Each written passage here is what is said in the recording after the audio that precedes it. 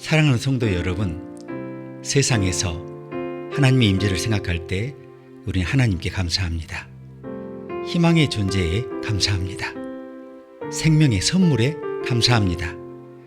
우리 삶에 하나님의 임재를 생각할 때 우리는 겸손해집니다. 다시 시작하라시면서 또 한 번의 기회를 주시는 주님의 초대에 겸손해집니다. 우리 공동체에 하나님의 임재를 생각할 때 너무나 감사합니다. 우리 하나님을 경배하는 거룩한 사람들로 둘러싸여 있어서 너무 기쁩니다. 모두들 감사합니다. 하나님 감사합니다.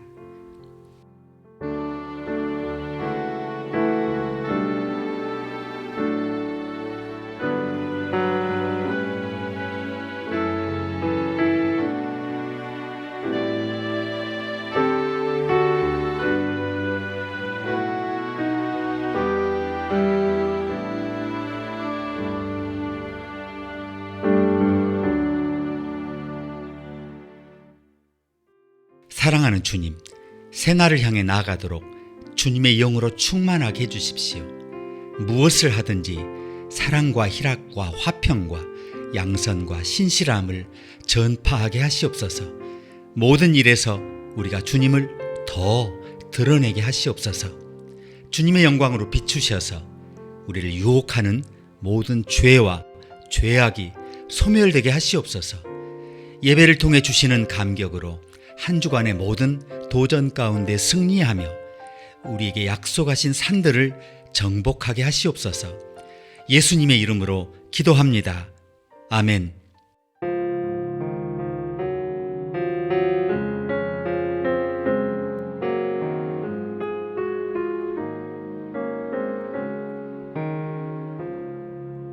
슬픈 마음 있는 사람 예수 이름 믿으며 영원토록 변함없는 기쁜 마음 얻으리. 예수의 이름은 세상의 소망이요 예수의 이름은 전국의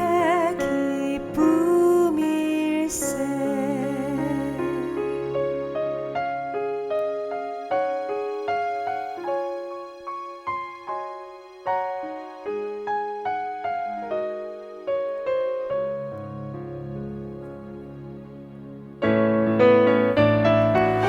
거룩하신 주의 이름 너의 방패 삼아라.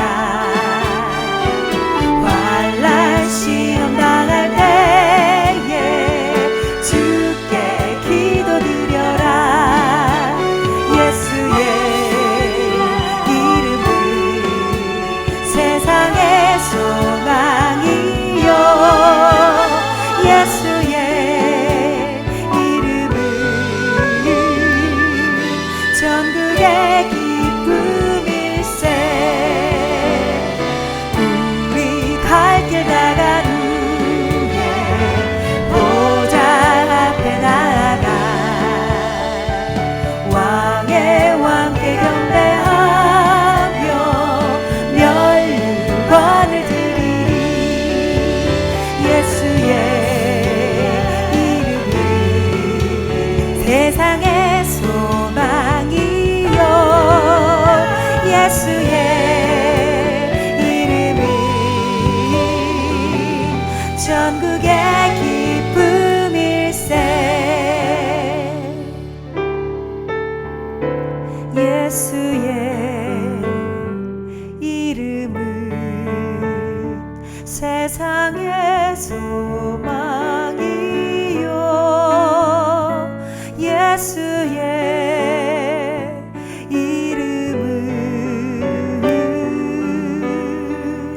전국의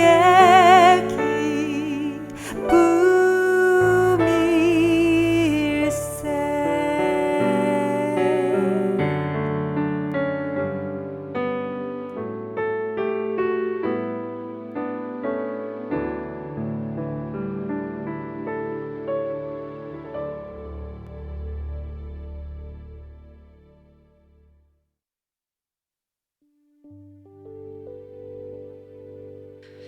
아버지, 우리는 기쁨의 외침으로 주님 앞에 나아갑니다. 우리는 예수 그리스도 안에서 우리 마음을 채우는 기쁨의 노래로 주님을 경배합니다. 오늘 우리는 주님이 하나님이시며 우리의 아버지이신 것을 선언합니다. 우리가 주의 백성이요 주의 목장의 양인 줄 알기에 주님을 찬양합니다. 우리가 감사함으로 아버지의 문에 들어가며 찬양함으로 아버지의 궁정에 들어가며 하나님께 감사하며 아버지의 이름을 찬양합니다. 아버지, 우리는 오늘 주님께서 선하시며 주님의 사랑이 영원하다고 선언합니다. 주님의 신실하심을 대대로 베푸시는 주님의 이름을 영원히 송축하기를 소망하오며 예수님의 이름으로 기도합니다. 아멘.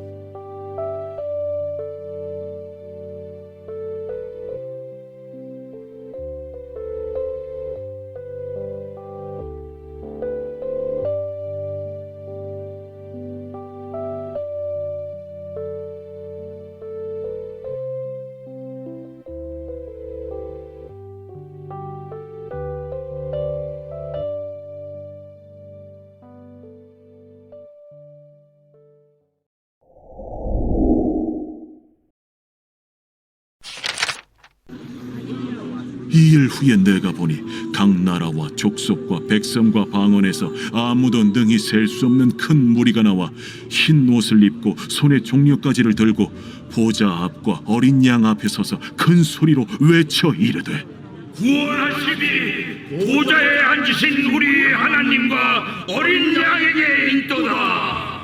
모든 천사가 보좌와 장로들과 내 생물의 주위에 서 있다가 보좌 앞에 엎드려 얼굴을 대고 하나님께 경배하여 아멘. 찬송과 영광과 지혜와 감사와 존귀와 권능과 힘이 우리 하나님께 세세토록 있을지어다. 아멘. 장로 중 하나가 응답하여 나에게 이르되 이 흰 옷 입은 자들이 누구며 또 어디서 왔느냐? 내가 말하기를 내 주여 당신이 아시나이다 하니 그가 나에게 이르되 이는 큰 환난에서 나오는 자들인데 어린 양의 피에 그 옷을 씻어 희게 하였느니라. 그러므로 그들이 하나님의 보좌 앞에 있고 또 그의 성전에서 밤낮 하나님을 섬기매 보좌에 앉으신 이가 그들 위에 장막을 치시리니 그들이 다시는 줄이지도 아니하며 목마르지도 아니하고 해나 아무 뜨거운 기운에 상하지도 아니하리니 이는 보좌 가운데에 계신 어린 양이 그들의 목자가 되사 생명수 샘으로 인도하시고 하나님께서 그들의 눈에서 모든 눈물을 씻어 주실 것임이라.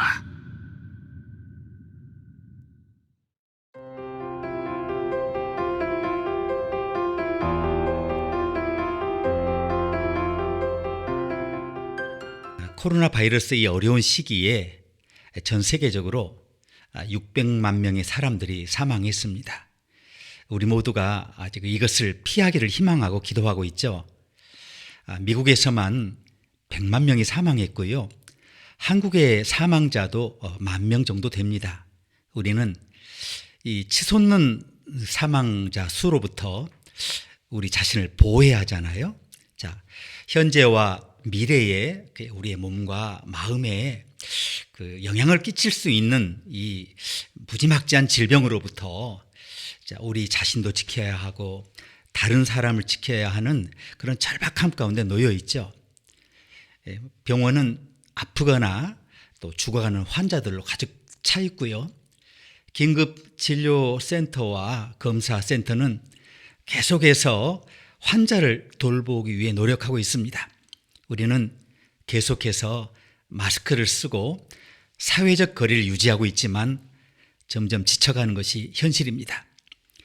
사랑하는 여러분, 이 코로나의 확산을 예수님이 말씀하신 세상 종말의 분명한 징후로 받아들여야 할까요? 예수님이 감람산에 앉아 계실 때에 제자들이 따로 다가와서 물었습니다. 어느 때에 이런 일이 있겠사오며 또 주의 임하심과 세상 끝에는 무슨 징조가 있겠습니까? 예수님은 예루살렘에 있는 성전이 먼저 파괴될 것이라고 말씀했는데요. 그것이 성취된 때로부터 하나님 나라의 종말은 시작됐습니다.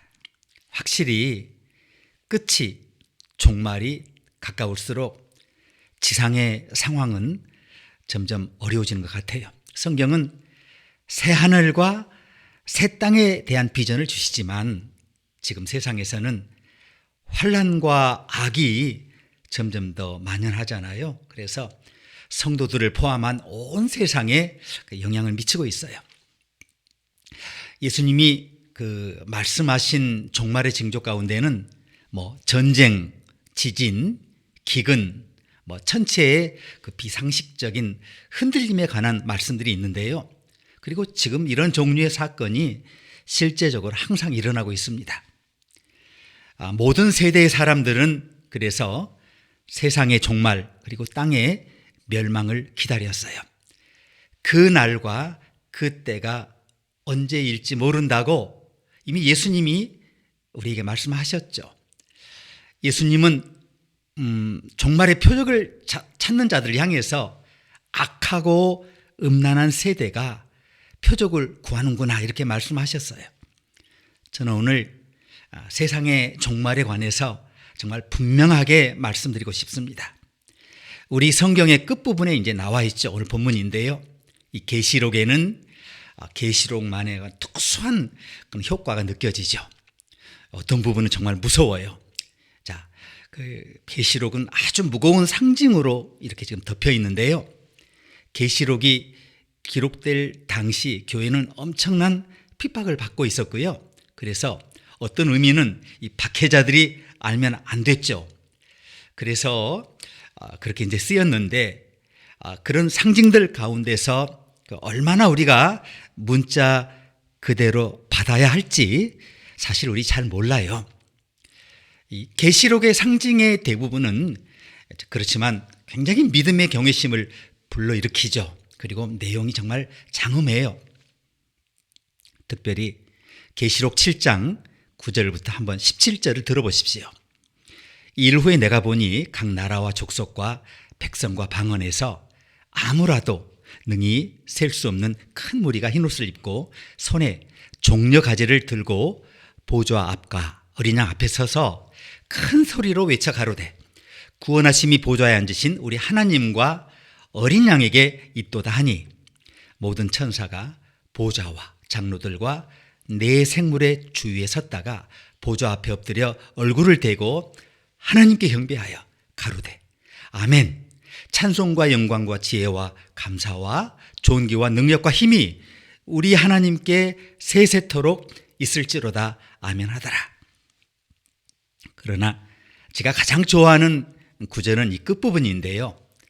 저희가 다시 줄이지도 아니하며 목마르지도 아니하고 해나 아무 뜨거운 기운에 상하지 아니할지니 이는 보좌 가운데 계신 어린 양이 저희의 목자가 되사 생명수 샘으로 인도하시고 하나님께서 저희 눈에서 모든 눈물을 씻어주실 것임이러라. 자, 모든 영화 스릴러가 이렇게 끝날 수 없다는 게 유감인데요. 하나님께서 저희 눈에서 모든 눈물을 씻어주실 것임이러라. 얼마나 좋습니까? 사람들이 세상의 종말이 이렇게 끝나는 것을 안다면 이 땅의 극장에서 어떻게 눈물을 흘릴지 한번 여러분 생각을 해보십시오. 하나님의 자녀들의 눈에서 우리 주님이 눈물을 닦아주실 거예요. 이 종말의 주제에 관해 일부 사람들은 정말 걱정하는 것 같아요. 자, 그 부분에 대해서 잠시 한번 생각을 해보겠습니다. 제가 먼저 말씀드리고 싶은 것은 이거예요. 이 세상은 언젠가는 분명히 끝날 것이지만 우리 일생에 그런 일이 일어날 가능성은 매우 희박해요. 모든 과학자는 언젠가 이 우주에 종말이 올 거라고 이야기하죠. 이 우주에 사실 영원한 게 없어요. 하나님의 뜻이라면 오늘이라도 끝날 수 있지만 아직 더 갈 가능성이 커요. 적어도 이 지구는 인류와 더불어 수백만 년 동안 존재해 왔지만 앞으로 수백만 년 더 존재할 수 있어요. 끝을 아무도 몰라요. 제 말을 듣지 마시고 예수님의 말씀을 들으십시오. 물론 오늘 오후에 대격변이 일어날 수도 있지만 세상이 우리의 일생에 끝날 가능성은 매우 희박해요. 이제 지구온난화에 관심 있는 분들은 다르게 생각할 수 있어요. 자, 우리가 기후변화의 그 불완전한 시기를 살고 있다는 데는 다 동의하죠. 우리는 이 저명한 과학자들의 경고를 정말 진지하게 받아들여야 해요. 그래서 에너지 사용에 있어서 정말 책임질 줄 아는 자세가 필요한 건 사실이에요. 우리 아이들의 미래가 걱정되잖아요. 자, 또 핵무기의 확산을 생각하는 분들이 있어요. 자, 알버트 아인슈타인은 원자폭탄의 힘이 우리의 그 사고방식 외의 모든 것을 변화시킬 것이라고 이렇게 경고했는데요. 우리가 변하지 않았기 때문에 이 지구는 유례없는 재앙을 향해 표류하고 있다, 이렇게 말합니다. 누가 이 주제에 관해서 논쟁할 수 있겠어요? 그리고 우리는 또한 국제 테러리즘의 공포에 노출되어 있죠. 자, 인류의 과학기술은 여러 면에서 훌륭하지만 우리는 테러리스트의 손에서 벗어나지 못하고 있어요. 두려워하고 있어요. 여행 가방 크기의 그 핵장치가 진짜로 정말 대통령이 들고 다니잖아요. 완전한지 사람들이 끊임없이 관심을 갖고 있죠. 자, 우리는 어떤 광적인 소수가 인류를 엄청난 혼란에 빠뜨리는 그런 위험한 세상에 살고 있어요. 적어도 9.11 규모의 그런 재앙이 발생하는 것은 정말 시간 문제라는 생각이 들어요. 사랑하는 여러분, 그러나 정말 이것은 무서운 세상이기도 하지만 여러분, 하나님의 세상이기도 합니다. 여기에 오늘 본문에 좋은 소식이 있어요. 결국 이 세상의 운명은 하나님이 주관하세요. 인류는 수백 가지 방법으로 세상을 약탈하고 파괴할 수 있지만 창조에 대한 하나님의 전체적인 목적을 폐퇴시킬 수가 없어요. 그런데 우리는 성경이 담고 있는 이 긍정적인 미래를 믿지 못합니까? 왜 우리는 우리 삶에서 희망을 갖는 것을 그렇게 두려워합니까? 에드워드 힉스라는 목사가 있었는데요. 잘 아시죠? 그는 미래에 대한 하나님의 약속을 평화로운 왕국이라는 제목의 그림으로 표현을 했는데요. 이 그림을 보신 분들이 많을 거예요. 힉스 목사는 수십 가지 버전의 그림을 그렸어요. 지금은 이 힉스의 표현 방법이 좀 유치해 보이지만 그는 한때 평화로운 세계에 대한 아름다운 비전을 표현했어요. 거기 보면 아기들이 야생 동물들과 놀 수 있고 다양한 인종의 사람들이 함께 앉아 식사를 하는 그런 세상을 그렸어요. 힉스는 하나님의 미래 왕국을 성경에서 영감을 받았다고 하는데요. 이사야 11장 6절에 9절을 보면 그때 이리가 어린 양과 함께 거하며 표범이 어린 염소와 함께 누우며 송아지와 어린 사자와 살찐 짐승이 함께 있어 어린아이에게 끌리며 암소와 곰이 함께 먹으며 그것들의 새끼가 함께 엎드리며 사자가 소처럼 풀을 먹을 것이며 젖 먹는 아이가 독사의 구멍에서 장난하며 젖된 어린아이가 독사의 굴에 손을 넣을 것이라. 나의 거룩한 산 모든 곳에서 해됨도 없고 상함도 없을 것이니 이는 물이 바다를 덮음같이 여호와를 아는 지식이 세상에 충만할 것임이니라. 왜 우리는 이 성경이 말씀하는 긍정적인 미래에 대해서 이야기하지 않습니까? 자, 극단주의자들은 성경의 어떤 작은 부분을 확대해서 세상을 위한 하나님의 계획을 자주 왜곡시켜요. 자, 그렇게 말하고 그렇게 표현하는 사람들이 부자가 된 일들이 많고 사람들은 그것을 조롱하고 있죠. 오늘 가르침 두 번째는 성경이 이 미래에 관해서 진정으로 말씀하시는 건 이건데요.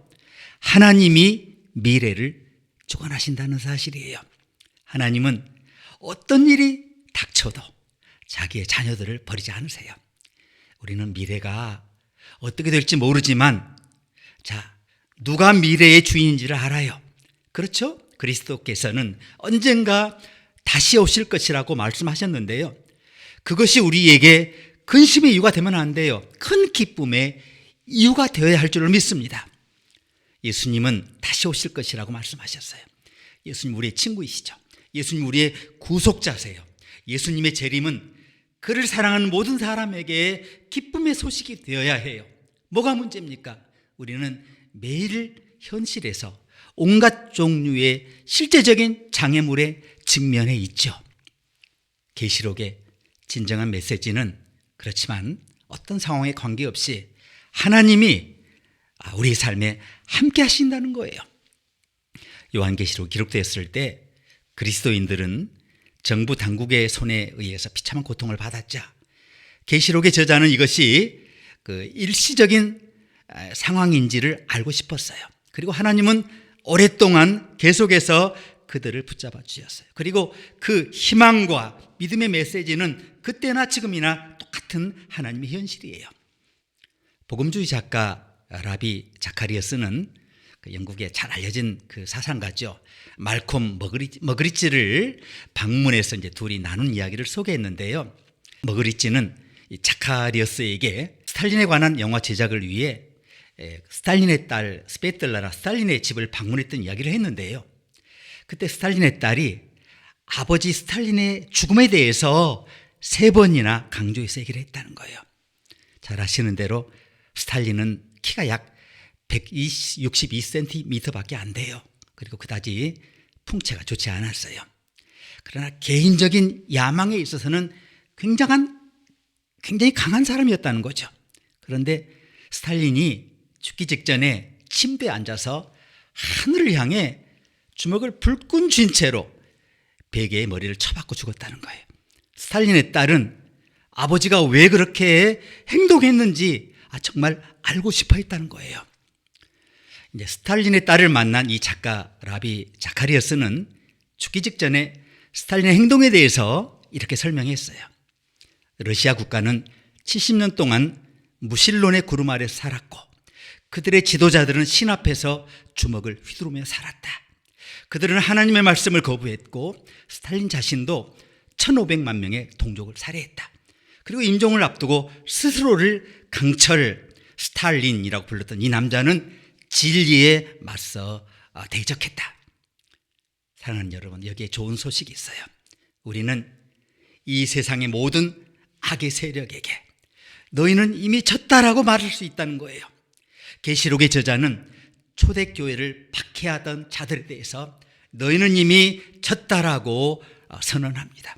더 중요한 것은 세상 전체든 우리 개인의 삶이든 악이 잠시 우세한 것처럼 보일지라도 하나님이 여전히 그것을 완벽히 통제하고 계시다는 사실이에요. 하나님은 우리 상황에 관계없이 결코 우리를 버리지 않으신다는 거예요. 마이클 파울 목사는 다음과 같은 실화를 소개하죠. 자, 이 로이 파이크와 캐런 파이크 이 부부가 결혼 25주년을 기념하기 위해서 미 동부 버지니아주에 이제 여행을 가던 중에 고속도로 갓길에 주차된 트럭과 충돌했다고 해요. 그리고 부부가 즉시 그 자리에서 숨졌는데요. 이들 부부에게 3 아들이 남았어요. 10살, 17살, 18살. 그중에 17살 아들 케빈은 이 부모를 잃은 상실의 고통과 혼란의 광야에서 하나님의 강력한 임재를 2번 이상 발견했어요. 그는 목사님과 상담하러 가서 자신이 발견한 믿음을 간증했는데요. 이제 이 케빈이 하나님을 뭐라고 얘기냐면 자신의 인생의 선반이라고 고백을 해요. 내가 사랑하는 모든 것, 내 인생에서 아름다운 모든 것, 나에게 편안함과 안정감을 준 모든 것, 그 선반의 모든 것이 이리저리 옮겨지고 뒤섞이고 변경되고 부서졌지만 선반 자체는 여전히 손상되지 않았다. 하나님은 선반이시고 나는 그 선반은 결코 부서지지 않는다는 것을 알았다라고 이가 고백을 해요. 사랑하는 여러분, 그 선반은 절대로 깨지지 않아요. 충무로의 편지를 쓰세요. 그리고 그 이야기가 어떻게 끝나는지 알려주세요. 하나님의 자녀가 인생에서 비극이나 손실을 겪을 때 그것이 어떻게 끝나는지 그들에게 가르쳐 주세요. 그것이 바로 여기 계시록에 기록되어 있어요. 저희가 다시 줄이지도 아니하며 목마르지도 아니하고 해나 아무 뜨거운 기운에 상하지 아니할지니 이는 보좌 가운데 계신 어린 양이 저희의 목자가 되사 생명수 샘으로 인도하시고 하나님께서 저희 눈에서 모든 눈물을 씻어 주실 것임이러라. 이 장엄한 우주적이고 또 개인적인 서사는 이렇게 종결되죠. 모든 피조물의 하나님께서 자녀들의 눈에서 눈물을 닦아주실 것이다. 아멘. 함께 기도하시겠습니다.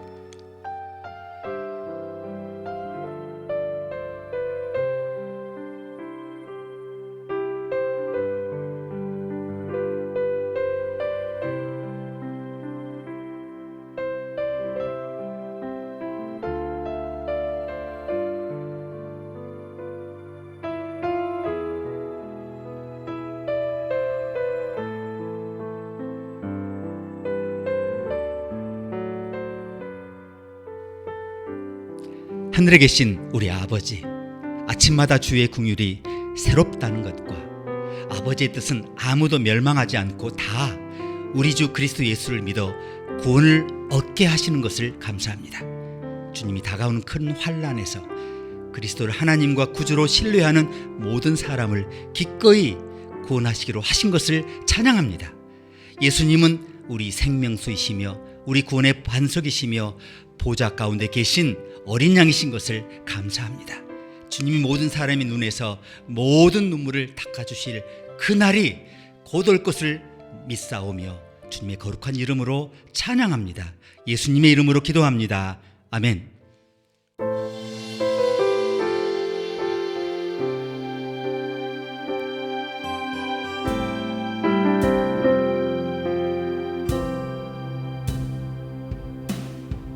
내 맘이 고통으로 타오를 때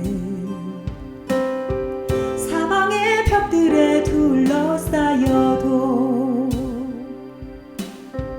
여전히 나의 맘속에 비춰주시는 주의 은혜로 주 나와 함께 하심을 믿네. 내가 불 가운데 지날 때 주 옆에 계셨고 내가 물 가운데 지날 때 주 날 지켜주셨네. 내 삶의 모든 순간마다 주 십자가 보니 그의 희생 기억할 때 나는 자유함 얻네. 내가 불 가운데 지날 때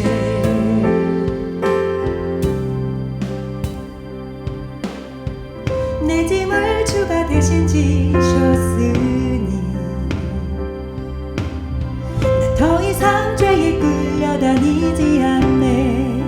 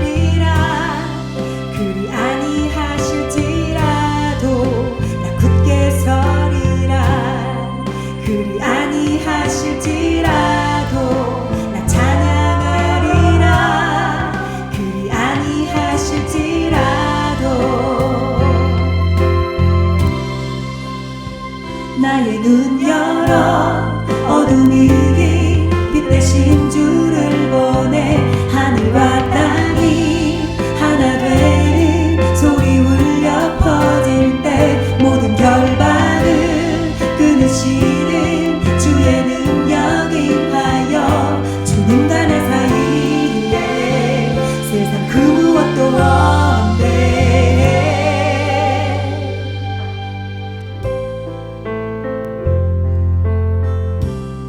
내가 불 가운데 지날 때 주님 나와 함께 계셨네 내가 불 가운데 지날 때 주님 나와 함께 계셨네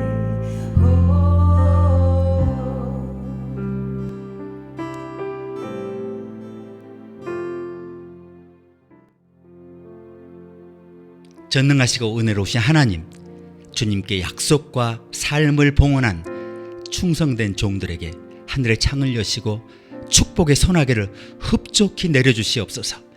주님을 사랑하는 이들의 직업과 사업을 번영으로 이끄시며 하나님 나라의 일에 힘을 더하도록 그들의 모든 필요를 넉넉히 공급하시옵소서. 다른 사람들에게 이 복을 전할 수 있도록 마음의 감사와 긍휼함이 충만하게 하시옵소서. 그래서 우리 삶에서 주님의 말씀이 넉넉히 성취되게 하시옵소서. 예수님의 이름으로 기도합니다. 아멘. 이제 주 예수 그리스도의 은혜와 하나님의 사랑과 성령의 교통하심이 모인 주의 백성 모두에게 이제부터 영원토록 함께 하시기를 축원합니다. 아멘.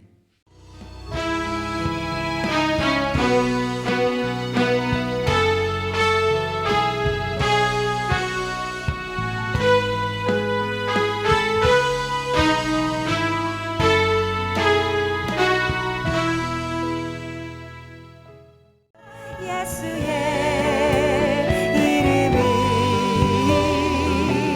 전국에